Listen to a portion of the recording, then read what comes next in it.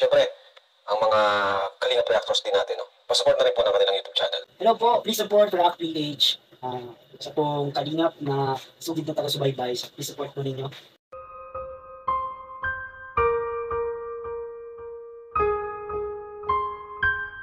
Tonil ang diwata ng Sorsogon, ang latest member ng K-Angels, ganito pala siya pag ito ay masaya, halaka. Ang saya po talaga niya. Magugulat po talaga kayo, malalaman nyo po dito. Bago ang lahat magpapasalamat po muna ako sa inyong mga viewers, na patuloy na sumuporta at nanonood ng aking mga short react videos. Nagpapasalamat din po ako sa bumubuo ng programa ng Kalingap na sina Kuya Val Santos Matubang, Ate Edna, at Kalingap Rab, dahil po sa programa nyo, maraming taong mahirap ang natulungan, na bago at guminhawa ang buhay. Tonil, diwata ng Sorsogon kung tawagin, sobrang saya nga po niya sa Baguio. Ito po yung konting video, panoorin nyo po. Kanina, Ay, mga Kalingap. sa green. Sa'yo yun. Kalingap. Green, malaki yun. Guys, mga Kalingap, papasok po kami dito sa napakagandang ng Baguio. Ay, sobrang wow, may hindi na nagalaw. Sakay po tayo sa elepante. Request naman ang kami. Sino gusto sumakay? Hindi kayo lang. Uy, ang ganda dyan, oh. Oh, tara, mga Kalingap. Tara, babe. Enjoy! Enjoy, enjoy. Ay, may ano? Lagay ko dyan. May Buddha.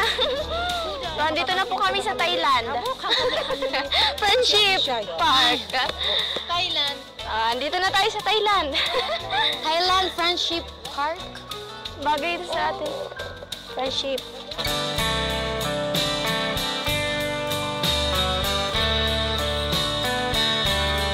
Makikita nyo po talaga sa mukha niya ang sobrang saya, na e-enjoy po talaga ni Tonil ang trip to Baguio.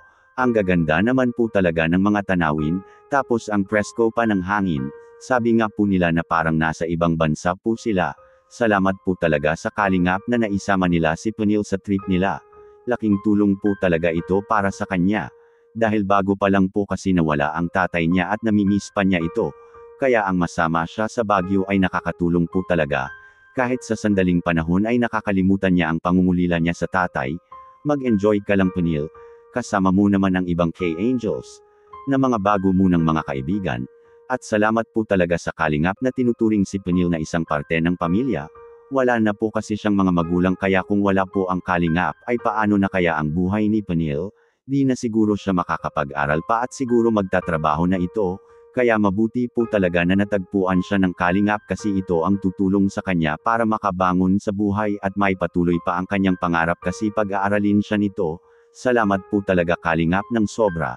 At kay Tonil, enjoy ka lang kasama ng ibang K-Angels at laban lang sa buhay para sa pangarap mo. Dito muna lang po tayo, inyong lingkod React PH nga pala. Salamat po sa suporta nyo. Sana po mag-subscribe kayo para ma-notify kayo sa panibagong short react video na ma-e-upload ko. Ingat po kayo palagi, and God bless po sa lahat.